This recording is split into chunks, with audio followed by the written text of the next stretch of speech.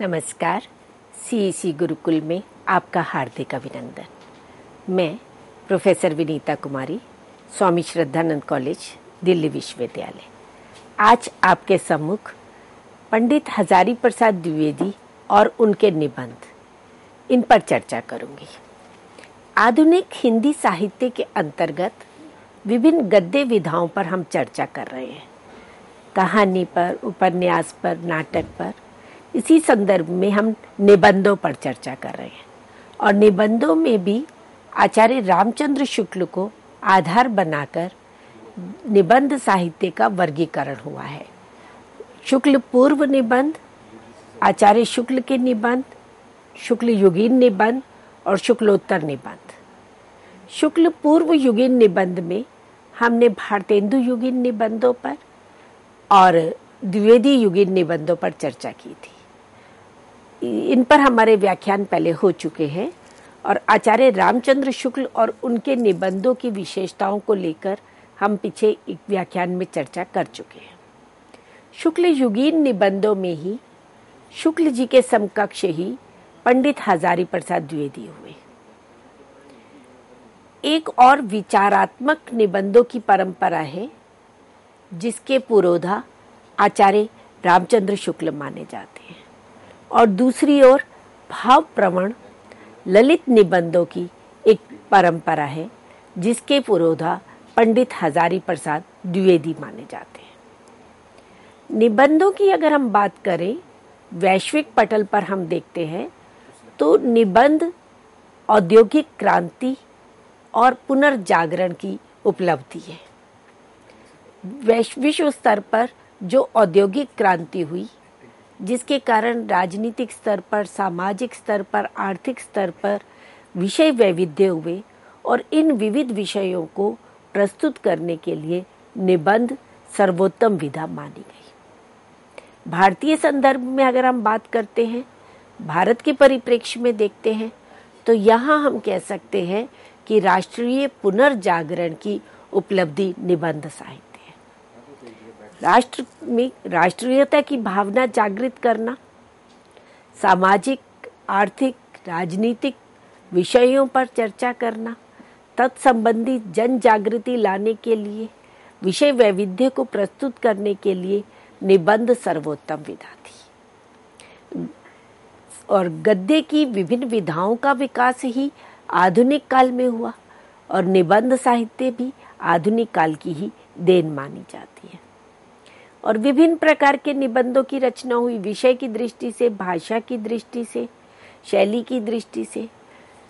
तो वर्गीकरण की दृष्टि से देखें तो अनेक प्रकार के निबंध बनते हैं, परंतु मुख्य रूप से हम उन्हें दो ही भागों में बांटते हैं। एक बौद्धिकता प्रधान, विचार प्रधान निबंध, जिसमें चिंतन मुख्य रूप से प्रभावी रहता है, और दूसरे व्यक्ति व्यंजक निबंध या ललित निबंध या आत्म व्यंजक निबंध। तो व्यक्ति व्यंजक या आत्मपरक निबंधों की रचना करने में पंडित हजारी प्रसाद द्विवेदी जी का विशेष योगदान रहा। यद्यपि इनसे पूर्व भी व्यक्ति व्यंजक निबंधों का लेखन प्रारंभ हो गया था।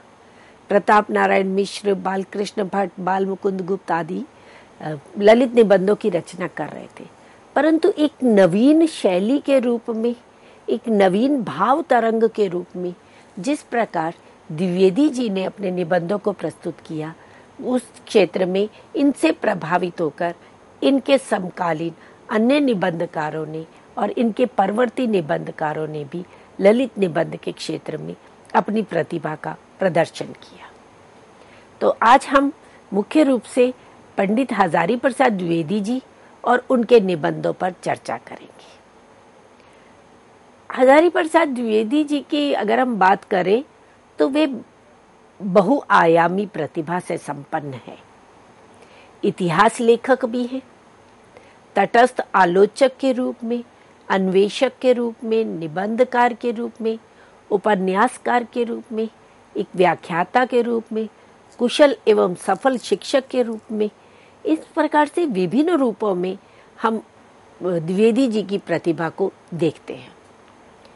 हिंदी साहित्य के इतिहास लेखन में गारसा दत्तासी मिश्र बंधु के बाद आचार्य रामचंद्र शुक्ल ने जिस विचार श्रृंखला को लेकर के साहित्य को एक चिंतन परक दृष्टि से, एक प्रवृत्ति परक दृष्टि से देखते हुए हिंदी साहित्य का इतिहास लेखन किया, उस परंपरा को आगे बढ़ाते हुए पंडित हजारी प्रसाद द्विवेदी जी ने हिंदी साहित्य का आदिकाल, हिंदी साहित्य की भूमिका, हिंदी साहित्य उद्भव और विकास, इस तरह से हिंदी साहित्य के इतिहास का लेखन किया। एक तटस्थ आलोचक के रूप में भी हमारे सामने आते हैं। भक्तिकालीन साहित्य, संत साहित्य, नाथ सिद्धों का साहित्य, रासो साहित्य, विभिन्न मध्यकालीन बोध का स्वरूप, तो सूर साहित्य, विभिन्न विषयों को लेकर के एक तटस्थ समीक्षक के रूप में, एक आलोचक के रूप में, एक नई दृष्टि को लेकर के समालोचना प्रस्तुत करते हैं। और उनकी इतिहास परक दृष्टि है, अन्वेषक है, इतिहास के मूल में जाकर, उसकी जड़ में जाकर के नवीन तथ्यों की खोज करते हैं। पृथ्वीराज रासो जैसे महाकाव्य जो बिल्कुल लुप्त प्राय हो गए थे, उनका अन्वेषण करके और उनका संपादन किया। नाथ सिद्धों की बानियों का संपादन किया और कबीर के विषय में अनेक नवीन तथ्यों की, नवीन खोजों की जानकारी प्रदान की और साहित्य को समृद्ध किया। निबंधकार के रूप में आज हम चर्चा करेंगे ही। उनके ललित निबंधकार के रूप में पुरोधा माने जाते हैं। उपन्यास की दृष्टि से देखें तो चारुचंद्र लेख, बाणभट्ट की आत्मकथा, अनामदास का पोथा आदि उपन्यासों की रचना की और हिंदी साहित्य सेवा के लिए निरंतर समर्पित व्यक्तित्व रहे। स्वयं प्राध्यापक रहे, शांति निकेतन में लंबा समय तक रहे, रविंद्रनाथ टैगोर से प्रभावित हुए और काशी विश्वविद्यालय में हिंदी शिक्षक के रूप में, एक कुशल और सफल शिक्षक के रूप में आपकी भूमिका सराहनीय रही। और न केवल स्वयं इन्होंने निबंधों में या उपन्यासों के क्षेत्र में, कविता के रूप में नवीन विषयों को प्रस्तुत किया, अपितु अपने समकालीन अन्य लेखकों को भी उस प्रकार के साहित्य लेखन के लिए प्रेरणा प्रदान की। तो इस तरह से विभिन्न विधाओं में एक सफल साहित्यकार के रूप में, एक सफल लेखक के रूप में जो हमारे सामने द्विवेदी जी का व्यक्तित्व आता है, वैसा अन्यत्र दुर्लभ है। 1907 में इनका उत्तर प्रदेश में जन्म हुआ। 1979 में इनका देहावसान हुआ और इन्होंने जो विभिन्न विधाओं में साहित्य रचना की और उन सभी साहित्य रचनाओं का 11 भागों में हजारी प्रसाद द्विवेदी ग्रंथावली नाम से राजकमल से प्रकाशन किया गया।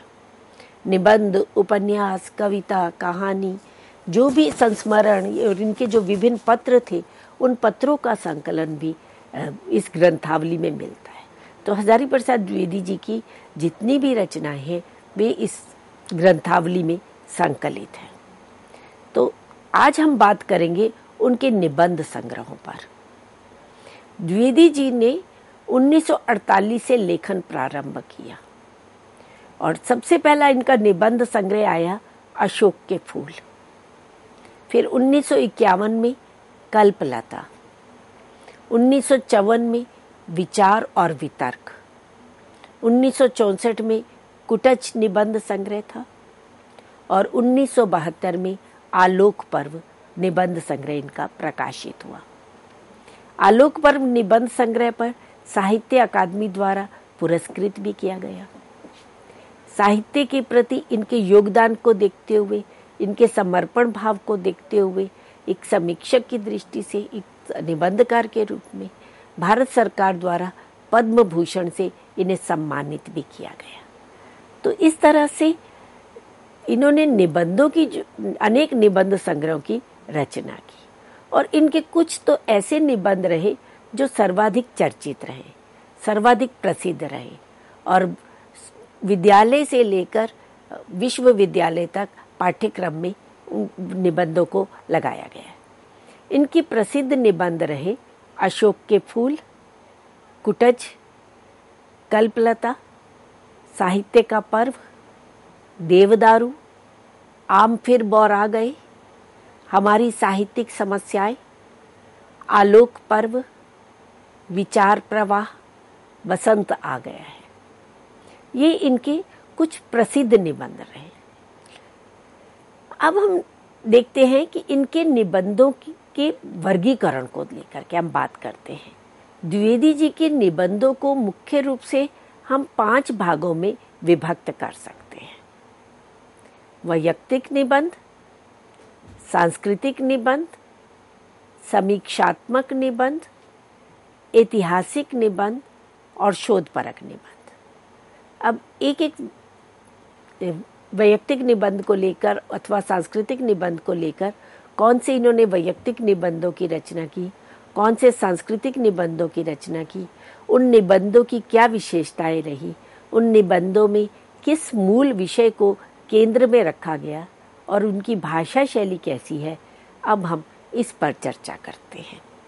सबसे पहले हम देखते हैं वैयक्तिक निबंधों के बारे में, जिन्हें आत्मव्यंजक निबंध भी कहा जाता है, व्यक्ति व्यंजक निबंध भी कहा जाता है, ललित निबंध की संज्ञा भी दी जाती है।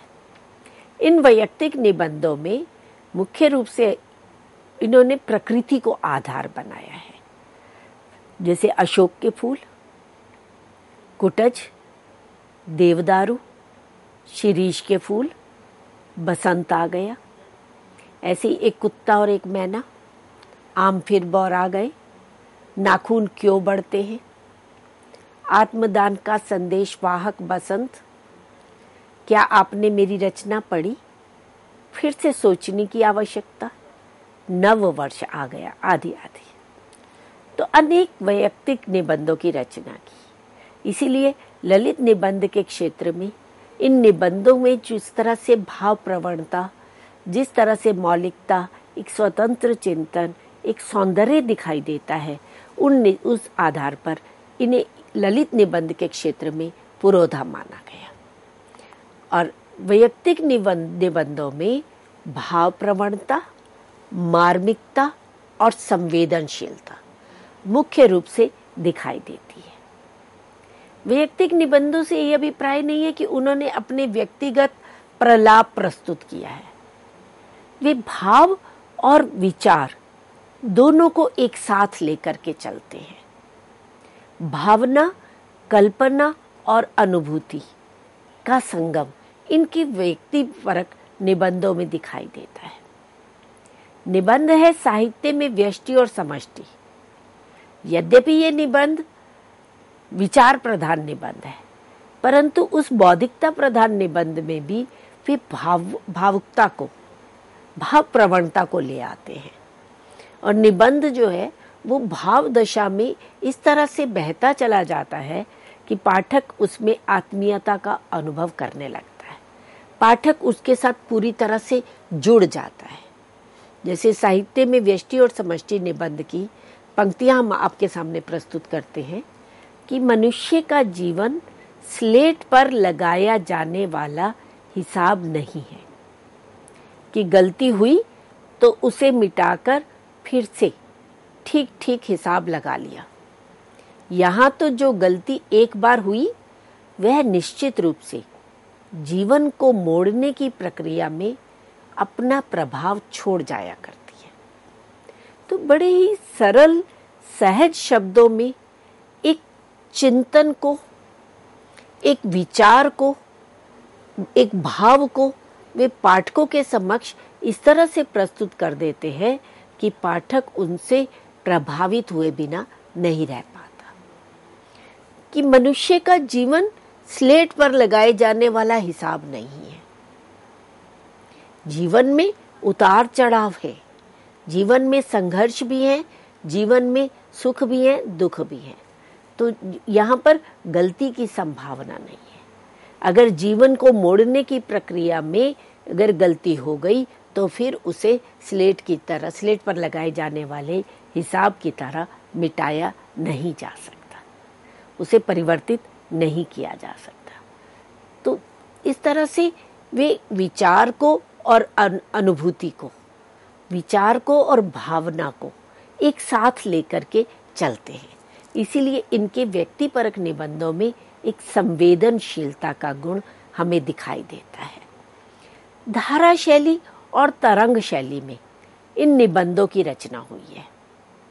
द्विवेदी जी की सहृदयता और मौलिक चिंतना व्यक्तिपरक निबंधों में दिखाई देती है। चाहे आप अशोक के फूल निबंध देख लीजिए, कुटज निबंध को देख लीजिए, निबंध जो भी निबंध वे लिखते हैं उनमें इनकी प्रकृति परक निबंधों में विशेष रूप से प्रकृति का सूक्ष्म पर्यवेक्षण दिखाई देता है। प्रकृति की छोटी से छोटी घटना को, स्थिति को, परिस्थिति को वे अपनी सूक्ष्म पर्यवेक्षण दृष्टि से देखते हैं और उसको मानव जीवन के साथ जोड़ते हैं। चाहे वे अशोक के फूल की बात करते हैं, चाहे वे शिरीष की बात करते हैं या कुटज की बात करते हैं, कि किस तरह से प्रकृति हमें एक संदेश प्रदान करती है, प्रकृति से किस तरह से हम प्रेरणा प्राप्त कर सकते हैं। ये बात वे अपने निबंधों के माध्यम से प्रस्तुत करते हैं। जैसे कुटज निबंध की बात, कुटज एक छोटा सा पहाड़ी पौधा है, पहाड़ में रहने वाला। उसके नामकरण को ही लेकर के द्विवेदी जी एक विस्तार से वर्णन करते हैं। और उनके निबंधों की एक विशेषता ये रही है कि वे प्रारंभ जब निबंध करते हैं एक सामान्य सरल से विषय को लेकर के और उसको अपने ऐतिहासिक परिवेश तक ले जाते हैं, इतिहास तक ले जाते हैं और ऐतिहासिक क्रम में उसके विविध पहलुओं पर, विविध पक्षों पर चिंतन करते चले जाते हैं और प्रकृति को मानव जीवन के साथ जोड़ देते हैं। जैसे कुटज के लिए कहा कि वे विपरीत परिस्थितियों में भी जीवित रहता है, खिला रहता है। कुटज क्या है? एक पहाड़ी पौधा विपरीत परिस्थितियों में भी खिला रहता है। उसमें जिजीविषा है, सीना तान कर खड़ा रहता है। कुटज क्या केवल जी रहा है? वह दूसरों के द्वार पर भीख मांगने नहीं जाता, शान से जीता है कुटज। तो एक देखिए, एक पहाड़ी पौधे के माध्यम से मानव को क्या संदेश देते हैं? जिजीविषा का संदेश देते हैं, संघर्षों का सामना करने का, विपरीत परिस्थितियों में भी आगे बढ़ने का संदेश देते हैं। कि कितनी भी विपरीत परिस्थितियां आती हैं, कुटज जैसा एक छोटा पौधा, एक पहाड़ी पौधा शान से जी सकता है, तो मानव क्यों नहीं? जिसके पास सभी सुविधाएं विद्यमान है, जिसके पास बुद्धि है, तो वे क्यों पीछे रह सकता है? तो इस तरह से प्रकृति के माध्यम से मानव को एक संदेश देते हुए आगे बढ़ते हैं। द्विवेदी जी में कल्पना की कमनीयता विद्यमान है। कल्पना का प्रसार इतना है, वे कल्पना की ऊंची उड़ान उड़ते हैं, परंतु वे कल्पना कहीं पर भी कृत्रिम जान नहीं पड़ती। वे कल्पना के माध्यम से समाज को, समष्टि को एक संदेश देते चले जाते हैं। जैसे देवदारू निबंध की हम बात करें, उनका बड़ा प्रसिद्ध निबंध है देवदारू, जो आपके पाठ्यक्रम में भी लगा है।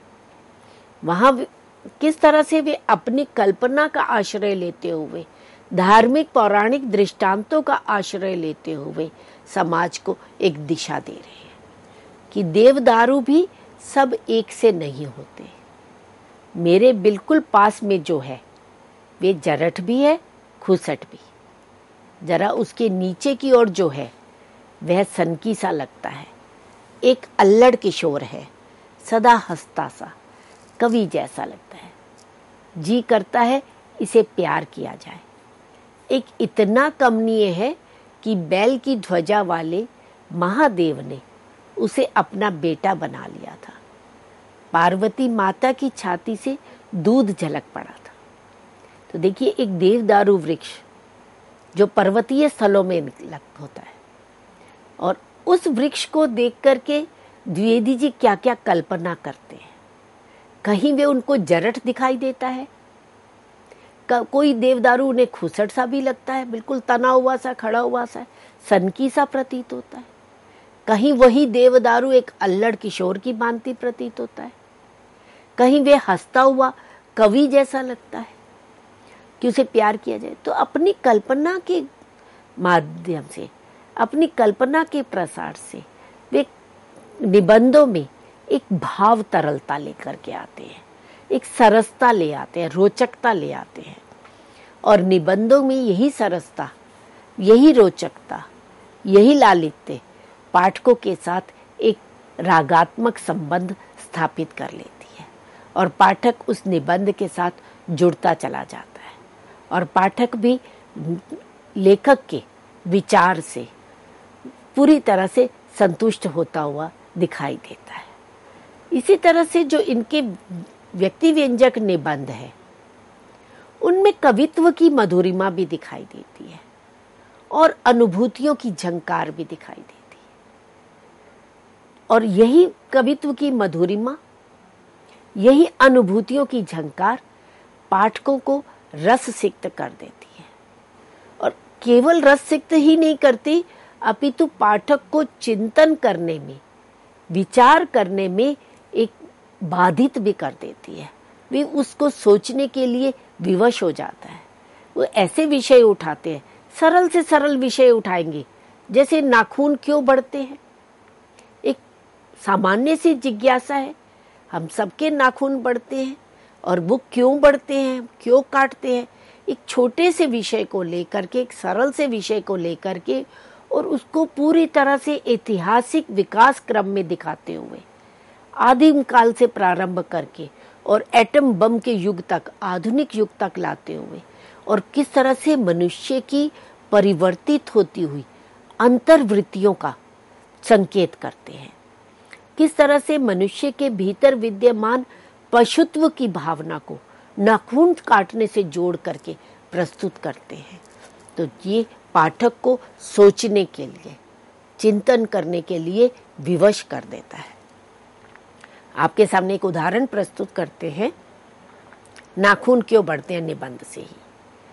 बड़े एक वार्तालाप शैली में, संवाद शैली में पाठकों से इस तरह से वे जुड़ते हैं कि निबंध में एक रसमयता आ जाती है।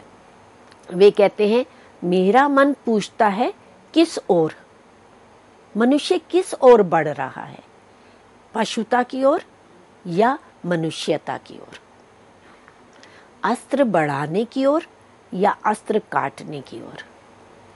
मेरी निर्बोध बालिका ने मानव मनुष्य जाति से ही प्रश्न किया है, जानते हो नाखून क्यों बढ़ते हैं? ये हमारी पशुता के अवशेष हैं। मैं भी पूछता हूँ, जानते हो ये अस्त्र शस्त्र क्यों बढ़ रहे हैं? ये हमारी पशुता की निशानी है। देखिए, जिस तरह से विज्ञान का विस्तार हो रहा है, जिस तरह से तकनीकी का विस्तार हो रहा है, परंतु मनुष्य उस क्रमिक विकास में स्वार्थी भी होता चला जा रहा है। उसके भीतर स्वार्थ इतना हावी हो गया है कि वे सिर्फ अपने ही विषय में सोचता है, समष्टि कल्याण की बात नहीं कर रहा है। अस्त्र शस्त्र को बढ़ाने की बात, एटम बम बढ़ाने की बात, परमाणु बम की बात, और उसके कारण प्रकृति का हनन हो रहा है, उसके कारण मानवता का हनन हो रहा है। तो ये प्रश्न द्विवेदी जी हमारे सम्मुख रखते हैं और पाठकों को सोचने पर विवश करते हैं कि मनुष्य आज किस ओर बढ़ रहा है, पशुता की ओर या मनुष्यता की ओर। पशुता की ओर बढ़ेगा, विकासवाद तो होगा, विकास की क्षेत्र में तो आगे बढ़ेगा, परंतु इंसानियत, मनुष्यता, मानवता कहीं समाप्त हो जाएगी। और यही पशुता, यही जो उसके अंदर जो पशुत्व का भाव है, यही मानवता के नाश का भी कारण बनेगा। तो इसके लिए पाठकों को सोचने पर, चिंतन करने पर वे विवश करते हैं। पाठक उनके विषय में फिर चिंतन करता है। तो सरल से सरल विषय को लेते हैं और उसके माध्यम से एक गहन विचार को प्रस्तुत कर देते हैं, और दूसरी ओर किसी एक जटिल विषय को लेते हैं, एक गंभीर दर्शन को, चिंतन को लेते हैं और उसको इतनी सरल शैली में, इतनी सरसता से प्रस्तुत कर देते हैं कि वह विचार, वह दर्शन सीधा हमारे हृदय में उतर जाता है। और यही इनके निबंधों की खास विशेषता है। इसी तरह से द्विवेदी जी के एक अन्य निबंध है सांस्कृतिक निबंध। द्विवेदी जी ने भारतीय संस्कृति को आधार बना करके भारतीय संस्कृति की पूरी एक विकास यात्रा को निबंधों के माध्यम से प्रस्तुत किया है। उनके सांस्कृतिक निबंध है भारतवर्ष की सांस्कृतिक समस्या, हमारी राष्ट्रीय शिक्षा प्रणाली, भारतीय संस्कृति के मूल स्रोत वेद, हमारी संस्कृति और साहित्य का संबंध, प्राचीन भारत की सामाजिक और दार्शनिक पृष्ठभूमि, दीपावली सामाजिक मंगलेच्छा का पर्व, जीवेम शरदा शतम। तो इस तरह से संस्कृति के विविध पहलुओं को, पर्व, उत्सव, त्योहार आदि को लेकर के सांस्कृतिक निबंधों की रचना द्विवेदी जी ने की है। अब हम देखते हैं इनके सांस्कृतिक निबंधों की क्या विशेषता है। इन्होंने अपने इन निबंधों में भारतीय संस्कृति की समुज्ज्वल आभा की विविध झांकियां प्रस्तुत करती हैं। मनुष्य के सांस्कृतिक जीवन के विविध पक्षों का चित्रण इन निबंधों में हमें दिखाई देता है। भाषा, साहित्य, धर्म, समाज, संस्कृति, कला, इतिहास, ज्योतिष, प्रकृति, पर्व, उत्सव, त्योहार, विविध पक्ष जो हमारी संस्कृति के हैं, उन सभी पक्षों का चित्रण वे इन निबंधों में करते हैं। इन सांस्कृतिक निबंधों में सांस्कृतिक गौरव की, सांस्कृतिक दृष्टिकोण की, विविध मान्यताओं, धारणाओं और आस्थाओं की सरल और सरस वार्ता शैली में प्रस्तुति की है। सांस्कृतिक निबंधों में वे परंपरा और आधुनिकता का समन्वय करते हुए चलते हैं। परंपराओं में जो रहने वाला है, जो केवल परंपरावादी है, वह भी उचित नहीं है, और जो केवल परंपराओं को नकार करके, परंपराओं को सिरे से नकार के और आधुनिक सोच को लेकर के चलता है, वह भी उचित नहीं है। वे दोनों के समन्वय की बात करते हैं। और उसके लिए इनका एक हम निबंध का उदाहरण देखते हैं कि बुद्धिमान आदमी एक पैर पे खड़ा रहता है और दूसरे से चलता है। यह केवल व्यक्ति सत्य नहीं है, सामाजिक संदर्भ में भी यही सत्य है। खड़ा पैर परंपरा है, चलता पैर आधुनिकता है। तो इस तरह से परंपरा और आधुनिकता दोनों को साथ साथ लेकर चलने की आवश्यकता है, और यही हमारी सांस्कृतिक पहचान भी है। और इनके सांस्कृतिक निबंधों की विशेषताओं को देखते हुए हिंदी गद्य साहित्य के इतिहास लेखक रामचंद्र तिवारी हुए, जिन्होंने इनके सांस्कृतिक निबंधों के विषय में कहा कि इन निबंधों में आचार्य द्विवेदी ने एक प्रकार से भारत की खोज की है। ऐसे भारत की खोज की है जो अपने रहन सहन, पर्व त्योहार, आचार विचार, रीति रिवाज, धर्म विश्वास, वेशभूषा, खान पान आदि में अलग अलग होने पर भी भीतर से एक है, जिसने अंधकार से निकलकर प्रकाश में आने की साधना की है। जड़ तत्वों के संघात के भीतर शुद्ध चैतन्य को लक्षित किया है, जिसने दर्शन, धर्म और कला के माध्यम से मानव सत्य को पहचाना है, और इस महासत्य से मनुष्य की अभिन्नता का अनुभव किया है। निस्संदेह आचार्य द्विवेदी के निबंधों का अध्ययन एक सांस्कृतिक यात्रा है, ऐसी सांस्कृतिक यात्रा जो मनुष्यता की सच्ची पहचान कराने वाली है, सच्ची पहचान कराती है। इस तरह से इनके जो सांस्कृतिक निबंध हैं, उनमें जहाँ एक और भारतीय संस्कृति को, सांस्कृतिक गौरव को प्रस्तुत किया गया है, वहीं साथ ही साथ द्विवेदी जी मानवता को सर्वोपरि मानते हैं। वे सामाजिक मानवता के महत्व की बात करते हैं, व्यक्तिपरक नहीं, व्यक्ति की दृष्टि से नहीं, सामाजिक दृष्टि से। वे कहते हैं ये जो स्थूल से सूक्ष्म की ओर अग्रसर होता है, जो कुछ जैसा होने वाला है उसको वैसा ही न मानकर जैसा होना चाहिए उसकी ओर जानने का प्रयत्न है। यही मनुष्य की मनुष्यता है। ये अशोक के फूल निबंध में वे मानव को सर्वोपरि मानते हुए मानव को महत्व देते हैं। द्विवेदी जी के अनुसार सामाजिक मानवतावाद ही स्वस्थ मानवतावाद है। वे मनुष्य को नहीं बल्कि समष्टि मनुष्य को आर्थिक, सामाजिक और राजनीतिक शोषण से मुक्त करना होगा।